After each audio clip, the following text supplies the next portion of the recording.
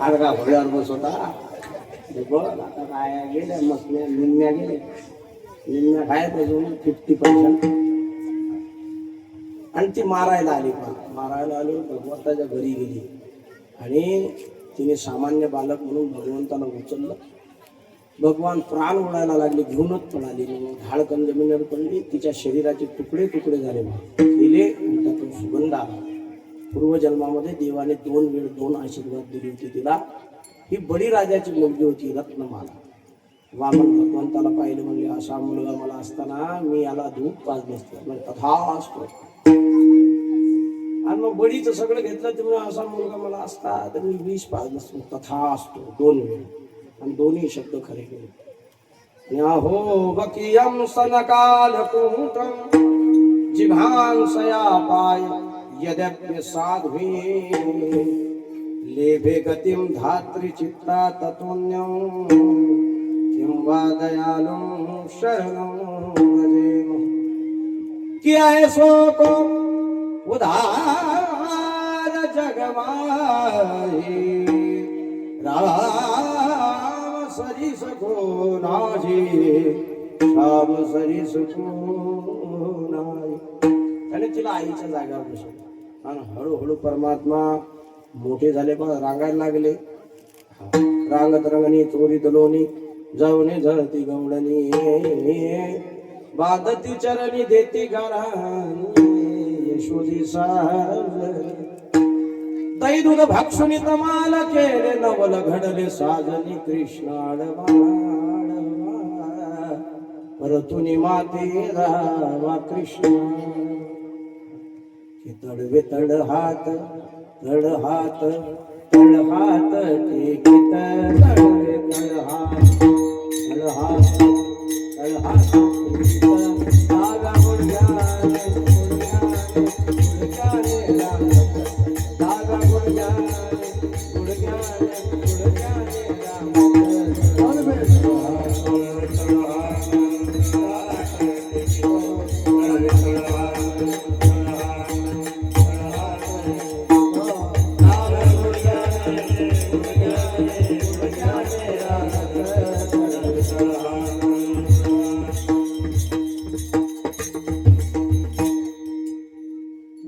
असं वाटायचं कृष्ण आमच्याकडे आला पाहिजे. तर तो रांगायला लागला आणि रांगताना लहान मूल जसं घरात श्रीकृष्ण मुळात सगळ्यांच्या तपाचं फळ होतं. श्रीकृष्ण उगच नाही आले, गावाने तप केलं, गावातले सगळे ब्राह्मण मंडळी, तर सगळ्यांच्या तपाचा परिणाम होता श्रीकृष्ण. श्रीकृष्ण म्हणजे प्रत्येकाला वाटायचं की हा जो आलाय तो माझ्या साधनेने आलाय, म्हणजे त्याच्याबद्दल एक अलौकिक प्रेम होतं. 1 वर्षापर्यंत गावातल्या सगळ्या लोकांनी आपल्या राजासाठी गोपाल संतान नावाचा जप म्हटला होता. हे गोपाल संतान मंत्र आहे ना, म्हणजे लेकर होत नाही त्याच्यासाठी सांगा ना.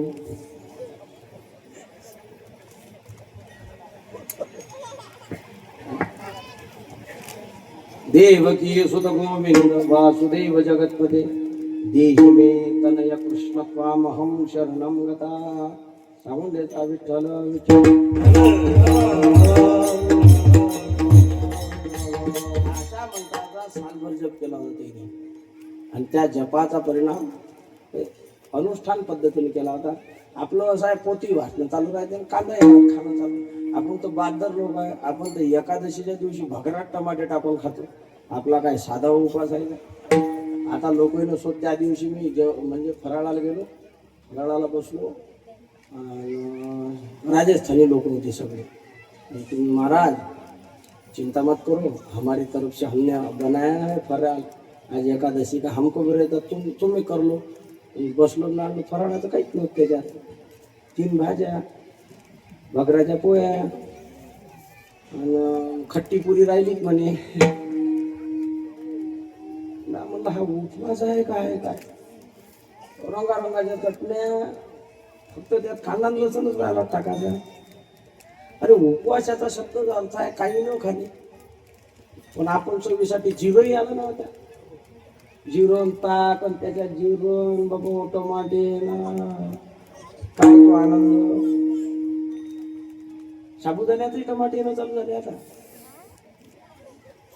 तिने अनुष्ठान पद्धतीने 1 वर्षभर जप, त्या जपाचा परिणाम आज भगवान प्रगट झाले. त्यामुळे तो स्वाभाविक आपल्याकडे आला पाहिजे. मेरे घर आये काला, मेरे घर आये मेरे अंगना,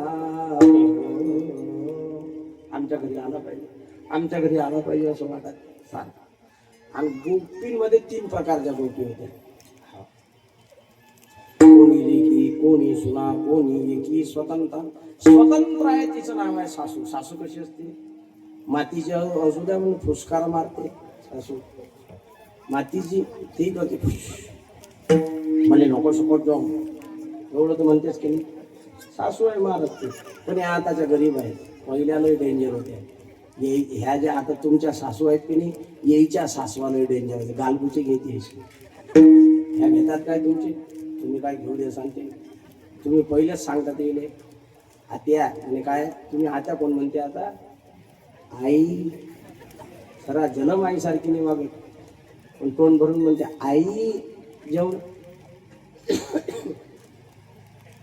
हे शहरातूनच आलं पाहते. पोरात झालं लग्न आणि पोरगी खेड्यातली होती. ते म्हणे आत्या, ते म्हणे आत्या नको म्हणून जो फार ओळले वाटते.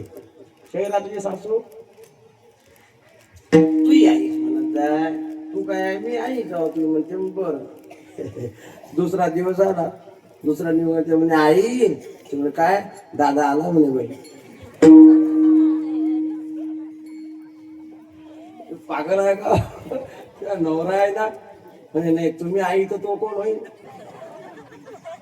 येईनच बदलवलं होता आई आई. त्याच्यात सासू म्हणजे एकदम स्ट्रॉंग पात्र. ते म्हणजे घरातला विरोधी पक्षात झालेला राष्ट्रपती.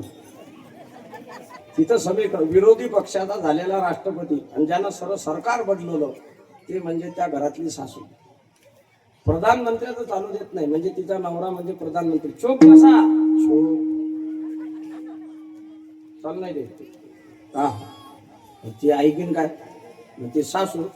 सासू म्हणजे डोळ्यात आणते आसू, तिचं नाव सासू. एक असते लेख. लेख म्हणजे अर्ध स्वतंत्र अर्ध पारक. आता हे शिकायला जातात. लेख कुठं जातात शिकायला?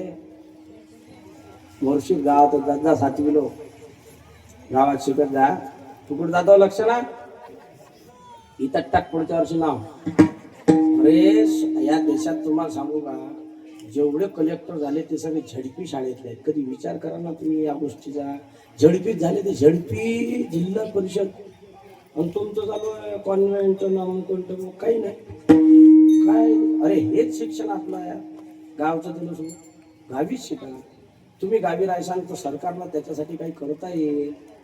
आणि मग नव्यानं तुम्ही डिमांड ठेवल्या पाहिजे पालकांनी. तशा आम्हाला हे पाहिजे. शिक्षकांना रस वाटला पाहिजे असं. मग कुठं जाता शाळेत? मोर्शी. तू कुठे जाता? परकुलची पोरगी. हा हे एक नंबर बेस्ट. तिचं नाव नाही म्हणून मग असे शाळेत जातात. आता 12वी 10वीला आहे त्या पोरी. तर यायचे बाबा काय म्हणतात? 7 वाजता घरी ये. काय म्हणतात? स्वतंत्रता नाही का? आहे पण 7 वाजेपर्यंत. म्हणजे अर्ध स्वतंत्र आणि अर्ध पारतंत्र. आणि पूर्ण पारतंत्र्यात असते ते सून. पहिल्याच्या काळातले. आता नाही. आता सूनच सांगते मी थोडी काही मोर्शीत जाऊन येते, तुम्ही तेवढे कांदे चिरून ठेवा फक्त. आता तर बाया एवढ्या पुढच्या गेल्या. कुकर ठेवते शिट्ट्या नवऱ्याला मोजायला लावते. आता जन्म शिट्ट्या मोजात चालला. लग्न करून केलं काय? शिट्ट्या मोजणे. तुम्ही जर धुणं धुणे ते शिट्ट्या मोजा भाल्याचे बाबा. किती मोजू? तुमच्या मनानं मोजा. भात करपला नाही पाहिजे, तुम्हालाच खाता येईल. फार काळजी म्हणते. एक झाली हो अजून 2 झाल्या हो. तुम्ही 2 होते अजून. हा झाले. आता बंद करू का? बंद नका करू. खाली उतरून घ्या भांडे. पहिला सुना म्हणजे निरा बिचारा. साध्या भाद्या होत्या पारतंत्र. गोपींमध्ये जे गोपिकाई होत्या त्यांच्या जीवनातलं एक ध्येय होतं, कृष्ण दर्शन लालसा. म्हणजे त्यांनी जन्मच त्यासाठी घेतला. त्यांचा जन्म प्रपंच करण्यासाठी कधीच झाला नाही. त्यांचा जन्म झाला तो भक्ती करण्यासाठी. काही माणसं ठरून आलेली असतात, आम्हाला वाटायचं चांगला प्रपंच करता आला असता, पण प्रपंचाला अनुकूल नव्हतं आमचं काम. नाही, बायको केली असती तर वर्षाच्या 4 झाले असते, पावसाळ्यातली, हिवाळ्यातली, उन्हाळ्यातली. टिकल्या नसत्या 4 महिन्याच्या. कोणची टिकली असती? मावा बाबावर गेली असती निघून.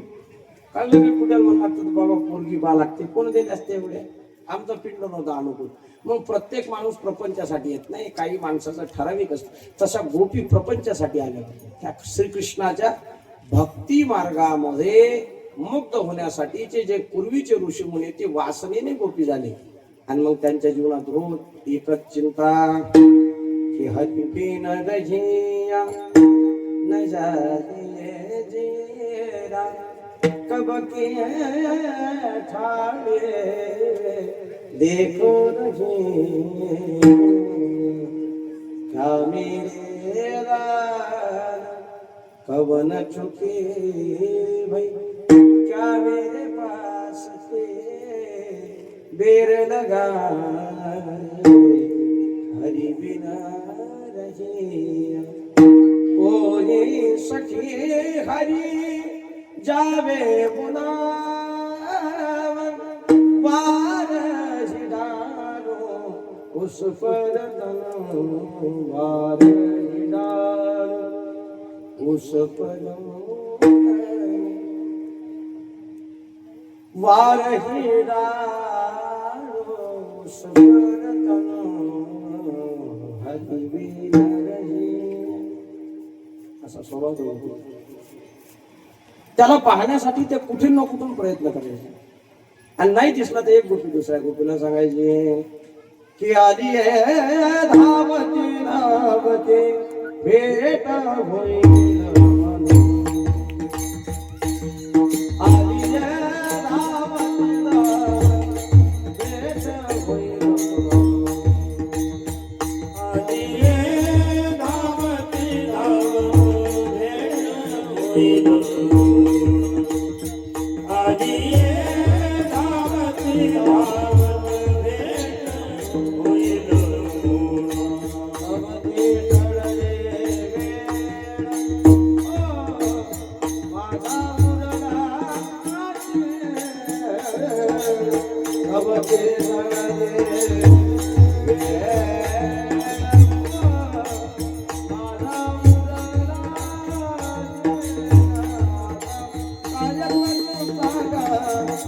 Oh,